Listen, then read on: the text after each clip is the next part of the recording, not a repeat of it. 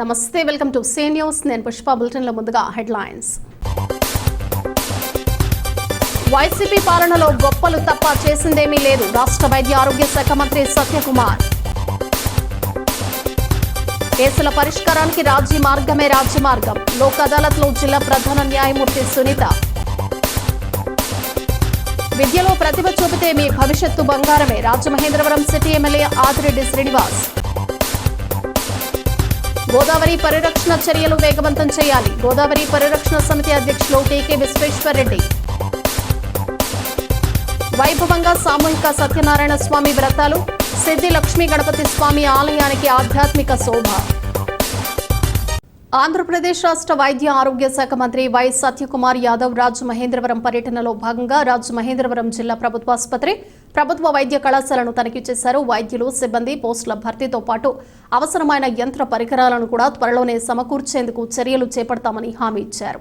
సత్యకుమార్తో పాటు రాష్ట్ర పర్యాటక, సాంస్కృతిక, సినిమాటోగ్రఫీ శాఖల మంత్రి Kandula Durgesh, collector P Prashanti, Rajamahendravaram city, rural, Rajanagaram, Anaparthi ఎమ్మెల్యేలు ఆదిరెడ్డి శ్రీనివాస్, గోరంట్ల బుచ్చయ్య చౌదరి, బత్తుల బలరామకృష్ణ, నల్లమెల్లి రామకృష్ణారెడ్డి, కైకలూరు ఎమ్మెల్యే కామినేని శ్రీనివాస్, వైద్య ఆరోగ్య శాఖ ఉన్నతాధికారులు తదితరులు ఉన్నారు. ఆయన మాట్లాడుతూ గత 5 ఏళ్లుగా ఎక్కడా వైద్య ఆరోగ్య శాఖను, ప్రభుత్వాసుపత్రులను వైఎస్ఆర్సీపీ ప్రభుత్వం పట్టించుకున్న పాపాన పోలేదన్నారు. వైద్య రంగంలో సంస్కరణల పేరుతో జగన్ పూర్తిగా నిర్వీర్యం చేశారని ధ్వజమెత్తారు. రాజమండ్రి జేజీహెచ్లో 304 మంది సిబ్బంది ఉండాల్సి ఉండగా కేవలం 120 మంది మాత్రమే ఉన్నారని, మెడికల్ కళాశాలకు 95 పోస్టులకు 28 ఖాళీలు ఉన్నాయన్నారు. ఇలాగైతే వైద్యం ఎలా అందుతుందని, వైద్య విద్యార్థులకు ఎటువంటి మౌలిక సదుపాయాలు కల్పించకుండా, ప్రొఫెసర్లు, అసిస్టెంట్ ప్రొఫెసర్లను నియమించకుండా నిర్లక్ష్యంగా వ్యవహరించే విద్యాబోధన ఎలా సాగుతుందని నిలదీశారు. కేంద్ర ప్రభుత్వం మెడికల్ కళాశాలకు నిధులు ఇచ్చిన బాధ్యత రాహిత్యంతో వ్యవహరించడం దారుణమన్నారు. జగన్ ఎంతసేపు తమ తప్పులు కప్పిపుచ్చుకోవడానికి ప్రయత్నిస్తున్నారని విమర్శించారు.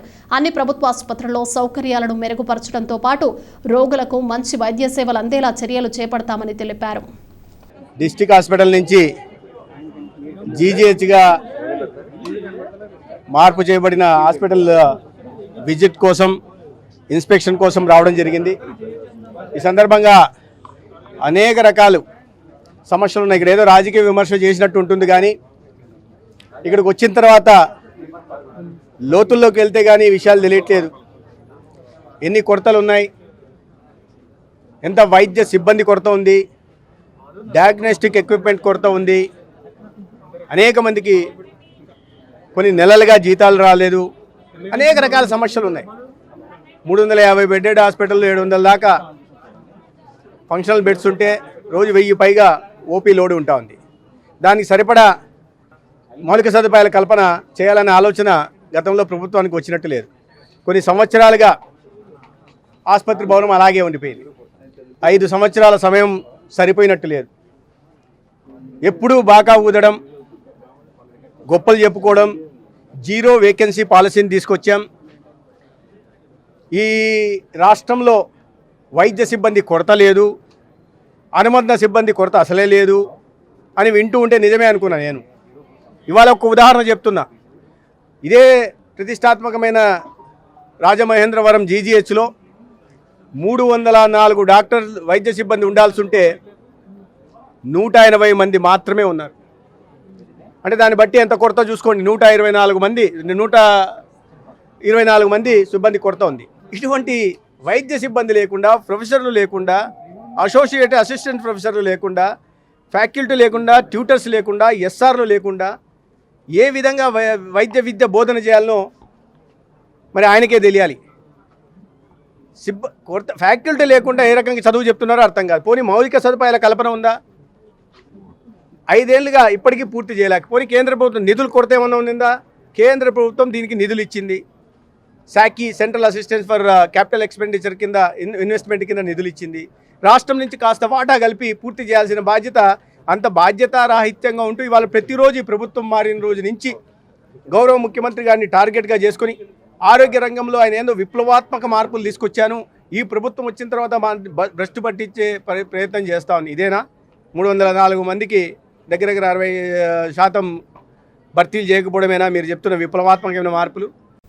జాతీయ లోక్ అదాలత్లో రాజీ పడదగిన కేసులు సత్వరం పరిష్కార దిశగా చర్యలు తీసుకోవడం జరుగుతోందని ఉమ్మడి తూర్పుగోదావరి జిల్లా ప్రధాన న్యాయమూర్తి గంధం సునీత అన్నారు.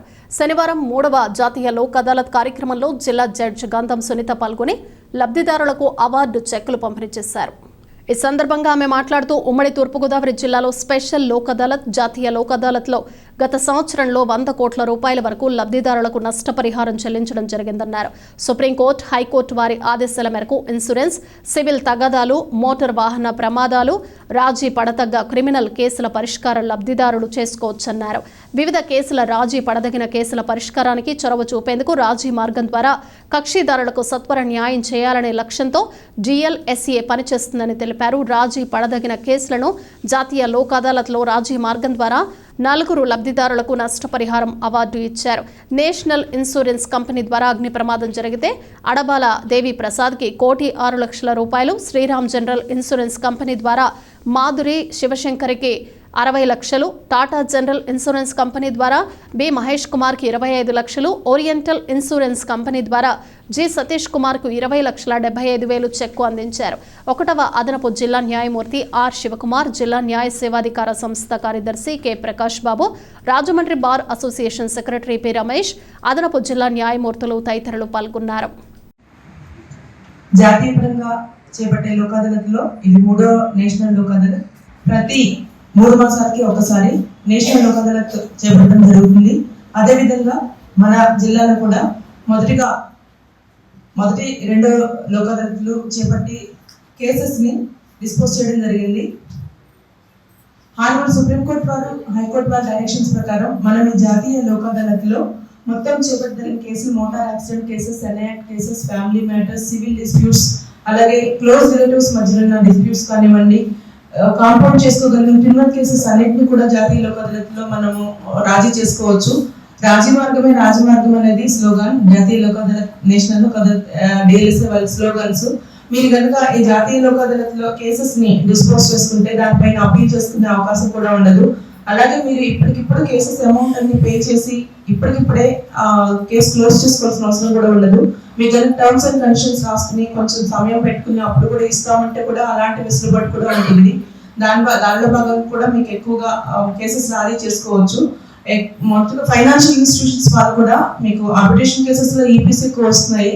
వాటిలోని వాళ్ళు యాక్చువల్ అమౌంట్ అంటే అవార్డ్ అమౌంట్ కానివ్వండి, చెక్ అమౌంట్ కానివ్వండి, ఇలా చూసుకుని చెక్ అమౌంట్ కొద్దిగా ఎక్కువ ఉన్నప్పటికీ కూడా యాక్చువల్ అమౌంట్ ఎంతైతే ఉందో దానిలోనే కొంచెం వాళ్ళకి వెసులుబాటు ఇచ్చి JDRs కి మీకు అరెస్ట్ కి వేసుకుంటే వాళ్ళకి మీన్స్ కనుక మీరు ప్రూవ్ చేయకపోతే అరెస్ట్ అనేది డిస్మిస్ అవుతుంది. కాబట్టి అలాంటి వాటిలో కూడా మాక్సిమం ఇక్కడ ఉన్న Shriram finance corporation, Shriram finance transport institutions వాళ్ళు ఉన్నాయి చేపట్టడం జరుగుతుంది. ఒకవేళ ఏదైనా లిటిగెంట్ పబ్లిక్ ఇక్కడ కానివ్వండి, అలాగే MLSS లో కానివ్వండి, వాళ్ళకి ఏదైనా కమ్యూనికేషన్ గ్యాప్ ఉండి ఆ కేసెస్ ఎవరికి కాంటాక్ట్ చేయాలి, ఎక్కడికి వెళ్ళాలి, ఎలా చేసుకోవాలని తెలియకపోతే ఆ సంబంధిత మండల్ లీగల్ సర్వీసెస్ అథారిటీ దగ్గరికి వెళ్ళి మీరు వాళ్ళని స్టాఫ్ ని కాంటాక్ట్ చేస్తే మీ కేసును కూడా చేపట్టడం జరుగుతుంది.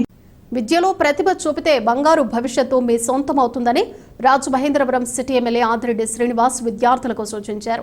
స్థానిక 50వ డివిజన్ లాలా చెరువు చౌడేశ్వరి నగర్లో ఉన్న మున్సిపల్ కార్పొరేషన్ ఉన్నత పాఠశాలను ఎమ్మెల్యే ఆదిరెడ్డి శ్రీనివాస్ ఆకస్మికంగా తనిఖీ చేసి విద్యార్థులతో ముచ్చటించారు. ఈ సందర్భంగా ఆయన 10వ తరగతి చదువుతున్న విద్యార్థుల వద్దకు వెళ్లి పాఠశాలలో ఏమైనా సమస్యలు ఉన్నాయా అని అడిగి తెలుసుకున్నారు.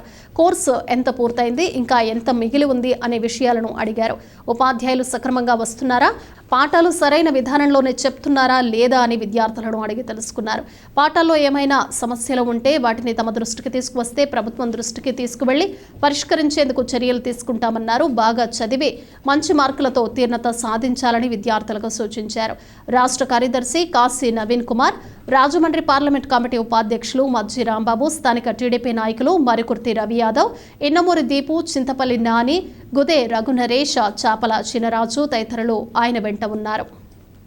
పర్యావరణం పట్ల ప్రజల్లో బాధ్యత పెరిగిందని ఈ ఏడాది గణేష్ ఉత్సవాలలో 50% పైగా మట్టి విగ్రహాలని వినియోగించడం శుభసూచకమని గోదావరి పరిరక్షణ సమితి అధ్యక్షులు టీకే విశ్వేశ్వరరెడ్డి పేర్కొన్నారు. మట్టి విగ్రహాలనే గోదావరి నదిలో నిమజ్జనం చేయడానికి అనుమతించినప్పుడే ప్లాస్టర్ ఆఫ్ ప్యారిస్ విగ్రహాలు వినియోగం తగ్గుతుందన్నారు.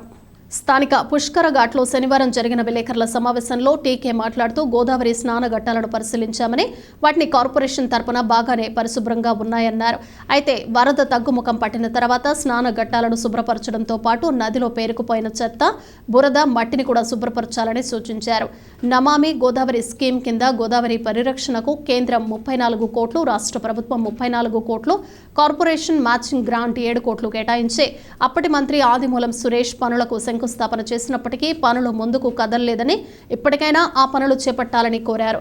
నగరపాలక సంస్థకు పాలక మండలి ఉన్నప్పుడే రానున్న పుష్కరాలను సమర్థవంతంగా నిర్వహించగలుగుతామని, ఎన్నికలు జరిపించే అంశంపై ప్రజా ప్రతినిధులు దృష్టి పెట్టాలని కోరారు.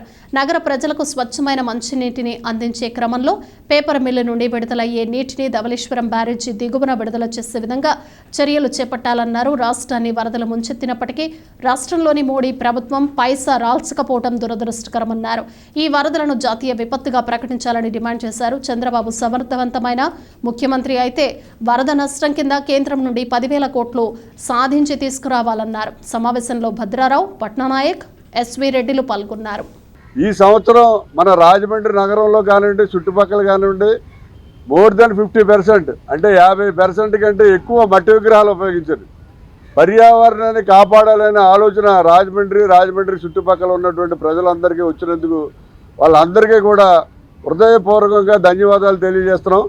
నెక్స్ట్ ఇయర్ 90% మట్టి విగ్రహాలు, వినాయకుడి విగ్రహాలు వినాయక చవితికి ఉపయోగించేలాగా అందరినీ కూడా ఎడ్యుకేటెడ్ చేయాలని, దానికి కావాల్సిన ప్రయత్నాలు కూడా చేస్తామని చెప్పి ఈ సందర్భంగా తెలియజేస్తున్నాడు. ఇప్పుడు రేవులు వాటర్ తగ్గిన తర్వాత వాటర్ లెవెల్ మట్టి పేరుకుపోయి చెత్త అంతా కూడా పేరుకుపోయే అవకాశం ఉంది. ఏదైతే మున్సిపల్ కార్పొరేషన్కి సంబంధించినటువంటి ఈ శానిటరీ వర్కర్స్ వీళ్ళు వచ్చి పైన క్లీన్ చేస్తున్నారు, రేవులు గట్లు అన్నీ కూడా. కానీ గోదావరిలో ఉన్నటువంటి వాటర్లో ఉన్న చెత్త కానీ, వాటర్లో అక్కడ పేరుకుపోయిన మట్టి కానీ తీయట్లేదు. దాన్ని తీయటానికి మన రాజమండ్రిలో ఉన్నటువంటి పల్లీలు వాళ్ళ అసోసియేషన్ తరపు నుంచి మేము చేస్తామండి, మాకు ఖర్చులకి డబ్బులు ఇవ్వండి చాలు, మాకు ఎక్స్ట్రా ఏమీ అక్కర్లేదని చెప్పి వాళ్ళు చెప్పడం జరిగింది. జగన్ గారు 34 కోట్లు, అలాగే మ్యాచింగ్ గ్రాంట్ కింద మున్సిపల్ కార్పొరేషన్ వాళ్ళు 7 కోట్లు, 95 కోట్ల రూపాయలు మనకి ఎస్టీడీ ప్లాంట్లు పెట్టడానికి ఇచ్చారు. అది ఆదిమూలం సురేష్ మన అర్బన్ మినిస్టర్ శంకుస్థాపన కూడా చేశాడు. కానీ వర్క్ అయితే ఏమాత్రం కూడా ప్రోగ్రెస్గా జరగట్లేదు.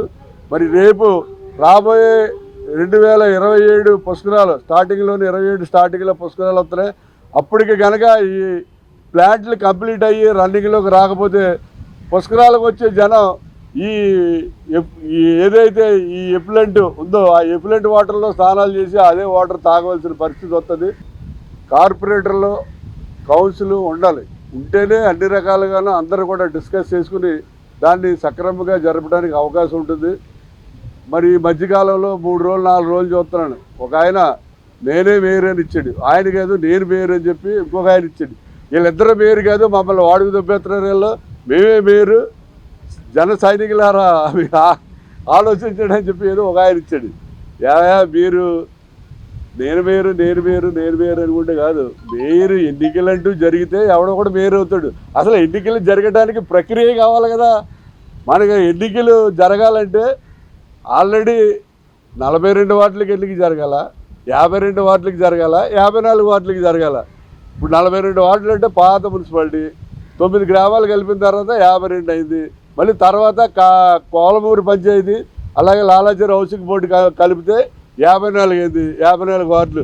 అసలు మీరు 54 వార్డులకి ఎలక్షన్ పెట్టాలా, 52కి పెట్టాలా, లేకపోతే 42కి పెట్టాలి నిర్ణయించుకుని ఫస్ట్. ఆల్రెడీ కోర్టు స్టే ఉంది.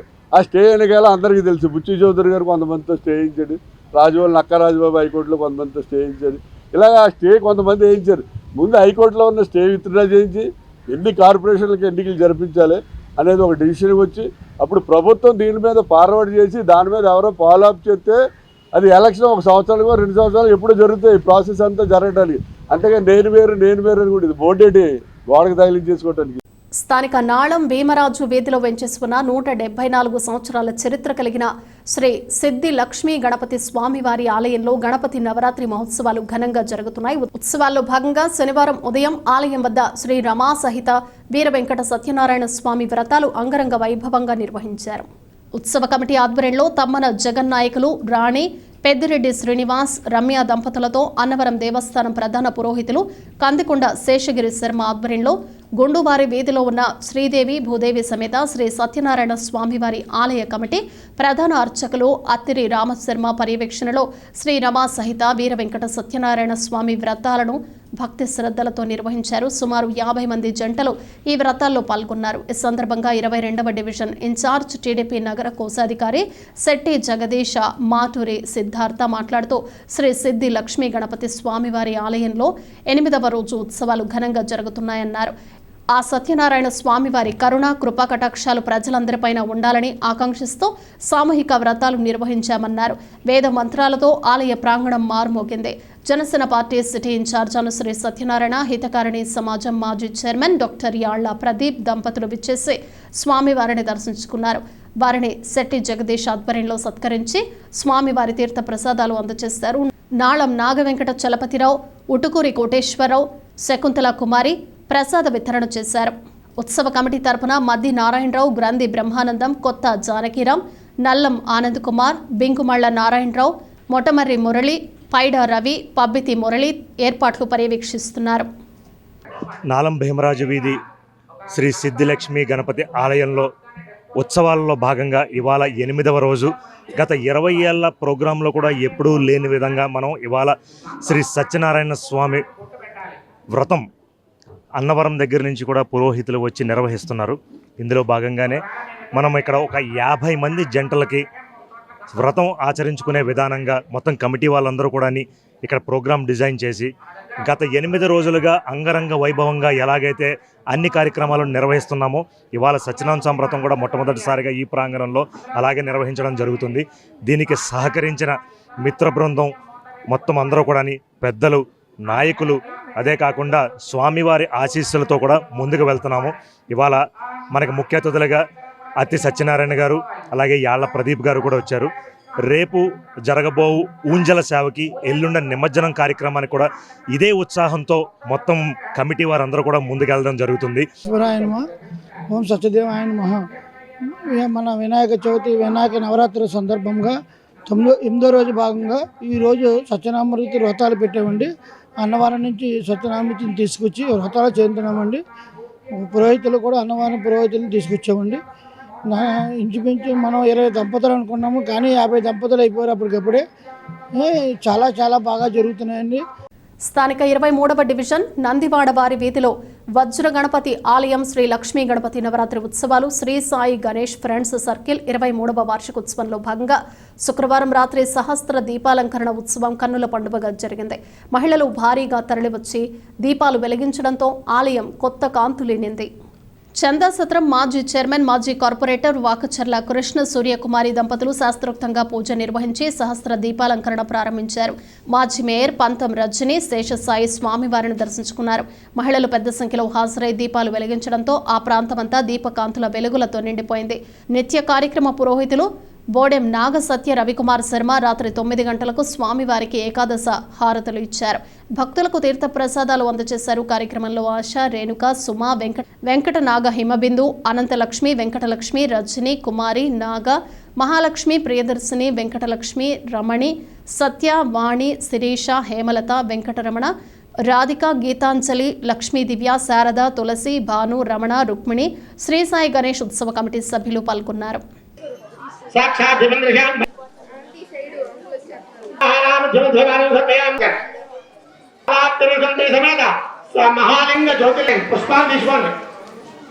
పీడిత జనయోధ మేధా సీతారాం ఏచూరి అని పలువురు వక్తలు అన్నారు. సిపిఎం అఖిల భారత ప్రధాన కార్యదర్శి సీతారాం ఏచూరి సంతాప సభ శ్యామల సెంటర్లోని సిపిఎం కార్యాలయంలో జరిగింది. ఏచూరి చిత్రపటానికి పూలమాలలు వేసి నివాళులర్పించారు. ఈ సందర్భంగా సిపిఎం జిల్లా కార్యదర్శి టి అరుణ్ మాట్లాడుతూ పార్టీ నిర్మాణంలో సైద్ధాంతిక పాత్ర పోషించిన పోరాట యోధుడన్నారు. ప్రజాస్వామ్యం, లౌకిక తత్వం, రాజ్యాంగం పైన విస్తృత దాడి జరుగుతున్న ఈ తరుణంలో సీతారాం ఏచూరి మరణం తీరని లోటన్నారు.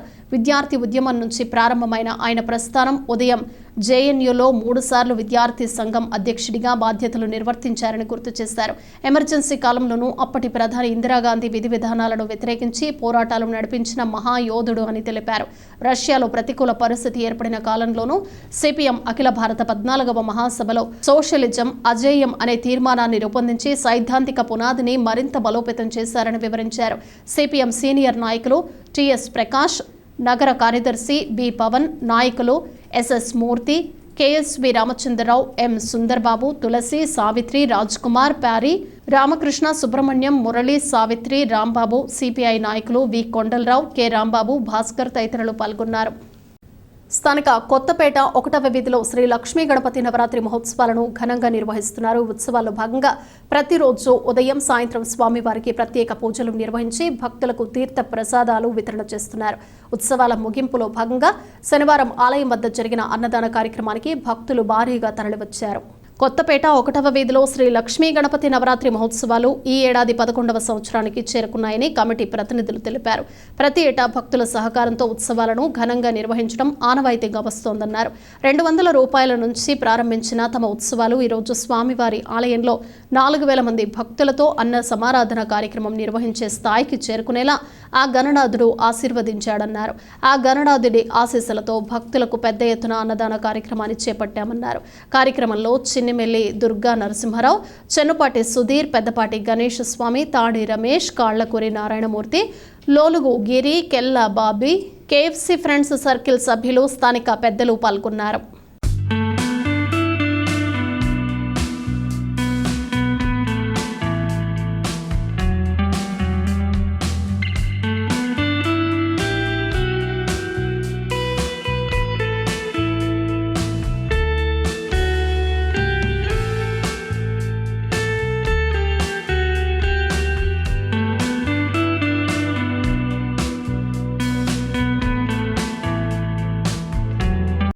యూనియన్ బ్యాంక్ అధికారులు, ఉద్యోగులు సంయుక్తంగా ఈ నెల 27న దేశవ్యాప్త సమ్మె. దేశవ్యాప్తంగా బ్యాంక్ ఉద్యోగులు, అధికారులు సమ్మె సందర్భంగా ఇన్నూసుపేట యూనియన్ బ్యాంక్ ప్రాంతీయ కార్యాలయం ఎదుట నిర్వహించారు. ఇందులో ఆఫీసర్ యూనియన్ సంఘ నాయకులు, ఉద్యోగుల సంఘం నాయకులు పాల్గొన్నారు. లక్ష్మీపతిరావు, స్వాతి, ప్రసాద్, రాజు, మురళీధర్ మాట్లాడారు. మేనేజ్మెంట్ ఏకపక్షంగా నిర్ణయాలు తీసుకోవటం వల్ల బ్యాంకులో అనేక సమస్యలు ఉత్పన్నమవుతున్నాయని, కొత్తగా నియామకాలు చేయకపోవటం వల్ల ఖాతాదారులకు మెరుగైన సౌకర్యాలు అందటం లేదని, మిగతా ఉద్యోగులపై పని భారం పడుతోందని, తాత్కాలిక ఉద్యోగులను శాశ్వత నియామకాలు జరపనందున శ్రామిక దోపిడీ జరుగుతోందని, బ్యాంకులో పనిచేస్తున్నప్పుడు ఏర్పడే సమస్యలను యూనియన్ నాయకులతో కాకుండా కొన్ని కార్పొరేట్ ఏజెన్సీల సలహాలను, సూచనలను పాటించడం వల్ల సమస్యలు పరిష్కారం కానందున ఖాతాదారులు బ్యాంకులకు దూరం అవుతున్నారని అన్నారు. బ్యాంకు ఉద్యోగుల సమస్యలు పరిష్కరించే వరకు ఉద్యమం కొనసాగుతుందని స్పష్టం చేశారు. ఈ కార్యక్రమంలో కిషోర్, ప్రకాష్, వంశీ, గౌతమ్, అశోక్, వెంకటేశ్వరరావు, అంజలి, ఉమాదేవి, పుష్ప పాల్గొన్నారు. స్థానిక లాలా చెరువు సమీపంలో సాయి దుర్గానగర్ 2వ విడిదిలో శ్రీ లక్ష్మీ గణపతి నవరాత్రి మహోత్సవాలను ఘనంగా నిర్వహిస్తున్నారు. ఉత్సవాల్లో భాగంగా ప్రతిరోజు ఉదయం సాయంత్రం స్వామివారికి ప్రత్యేక పూజలు నిర్వహించి భక్తులకు ప్రసాద వితరణ చేస్తున్నారు. ఉత్సవాల ముగింపులో భాగంగా శనివారం ఆలయం వద్ద జరిగిన అన్నదాన కార్యక్రమానికి భక్తులు భారీగా తరలివచ్చారు. సాయి దుర్గానగర్ 2వ వీధిలో శ్రీ లక్ష్మీ గణపతి నవరాత్రి మహోత్సవాలు ఏడాది 5వ సంవత్సరానికి చేరుకున్నాయని ఆలయ కమిటీ తెలిపింది. ప్రతి ఏటా భక్తులు, దాతల సహకారంతో ఉత్సవాలను ఘనంగా నిర్వహించడం ఆనవాయితీగా వస్తోందన్నారు. ఉత్సవాల ముగింపు సందర్భంగా శనివారం స్వామివారి ఆలయం వద్ద 1500 మంది భక్తులకు అన్న సమారాధన కార్యక్రమం నిర్వహించారు. ఆ గణనాథుడి ఆశీస్సులతో భక్తులకు పెద్ద ఎత్తున అన్నదాన కార్యక్రమాన్ని చేపట్టామన్నారు. కార్యక్రమంలో ఆలయ కమిటీ సభ్యులు, స్థానిక పెద్దలు, ఫ్రెండ్స్ సర్కిల్ పాల్గొన్నారు.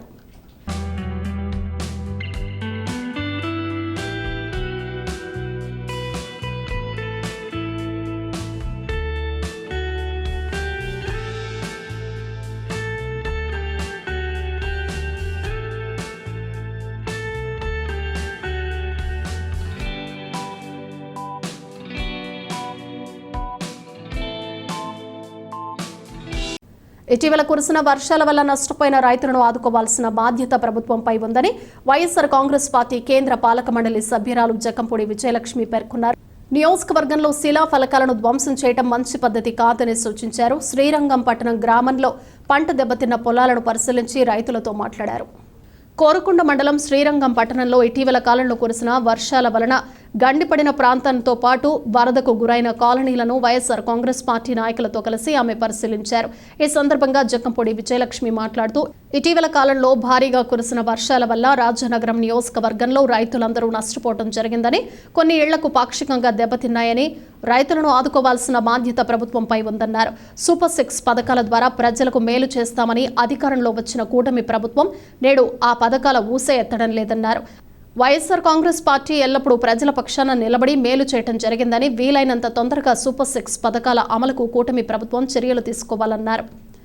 ఇటీవల కాలంలో భారీగా కురిసిన వర్షాల వల్ల రైతులందరూ కూడా నష్టపోవడం జరిగింది. అంతేకాకుండా ఇల్లు కూడా చాలా చోట్ల నీటిలో ఉండిపోవడం జరిగింది. అంటువ్యాధులు ప్రబలుతున్నటువంటి సమయంలో ఈ రకంగా ఇల్లు నీటిలో ఉన్నట్టయితే మరింత ఇబ్బంది కలిగేటటువంటి పరిస్థితి, ప్రజారోగ్యానికి ముప్పుచేటటువంటి పరిస్థితి ఉంటుంది. రైతులు అన్ని రకాలుగాను నష్టపోయి ఉన్నారు కాబట్టి రైతుల్ని ఆదుకోవాల్సినటువంటి బాధ్యత ప్రభుత్వాన్ని. సూపర్ 6 పథకాల ద్వారా ప్రజలకు మేలు చేస్తామనేటువంటి ప్రభుత్వం ఈ రోజు వరకు ప్రజలకి మేలు చేసేటటువంటి విధానాల్లో పూర్తిగా ఏ కార్యక్రమాలను చేపట్టలేదు అనేటటువంటి వాస్తవమైనటువంటి విషయం.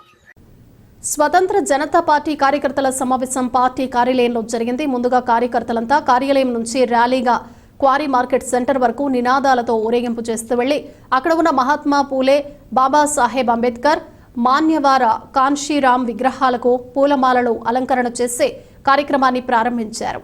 జిల్లాలో వివిధ మండలాలు, నియోజకవర్గాల నుంచి వచ్చిన కార్యకర్తలు, నాయకులు తమ తమ ప్రాంతాల్లో స్వతంత్ర జనతా పార్టీ బలోపేతానికి చేస్తున్న కృషి వివరించారు. అనంతరం పార్టీ రాష్ట్ర అధ్యక్షుడు బర్రె ఆనంద్ కుమార్ మాట్లాడుతూ దేశంలో అత్యంత ప్రమాదకరమైన పార్టీ బీజేపీ అని, అణగారిన వర్గాలకు రాజ్యాంగబద్ధమైన హక్కులు లేకుండా చేయడానికి ఎన్ని కుట్రలు పన్నాగాలు పన్నటానికైనా బీజేపీ ఎప్పుడు సిద్ధంగా ఉంటుందన్నారు. కులం దేశంలో బలంగా ఉన్నప్పుడు, ఆ కులం వల్ల కోట్లాది మంది ప్రజలు అసమానతలకు గురవుతున్నప్పుడు కుల గణన చేపట్టకుండా సమానత్వ సమాజాన్ని ఎలా నిర్మించగలుగుతారని ప్రభుత్వాలను ప్రశ్నించారు. తక్షణమే కుల గణన చేపట్టాలని డిమాండ్ చేశారు. కలుద్దాం గెలుద్దాం కార్యక్రమాన్ని దిగ్విజయం చేయాలని పిలుపునిచ్చి కరపత్రాన్ని ఆవిష్కరించారు. స్థానిక రాజమహేంద్రవరం తుమ్మలావ 1వ వీధిలో బాణ గణపతి 6వ వార్షికోత్సవం సందర్భంగా దీపాలంకరణ మహోత్సవం జరిగింది. భక్తులు భారీగా తరలివచ్చి ఆలయం వద్ద దీపాలు వెలిగించారు. గణపతి నవరాత్రి మహోత్సవాల సందర్భంగా స్వామివారికి ప్రతిరోజు ఉదయం, సాయంత్రం ప్రత్యేక పూజలు నిర్వహిస్తున్నారు. ఈ కార్యక్రమంలో భక్తులందరూ పాల్గొన్నారు. కరగాని వేణు, పిచ్చిక నాగ అప్పారావు, విష్ణుప్రియ, అన్నవరం, రమణమ్మ, నాగేశ్వరరావు, దేవి, పప్పు లక్ష్మి, కోట, శ్రీదేవి, దేవి, పుష్ప, భవానీ, కమిటీ సభ్యులు కీర్తన, విఘ్నేశ్వరి, కళ్యాణ్, చిన్న, అఖిల్, పండు, దుర్గాప్రసాద్, డేవిడ్, అభి, జయంత్, పవన్, చందు, సాగర్, జస్మిత, రామలక్ష్మి స్థానికులు పాల్గొన్నారు.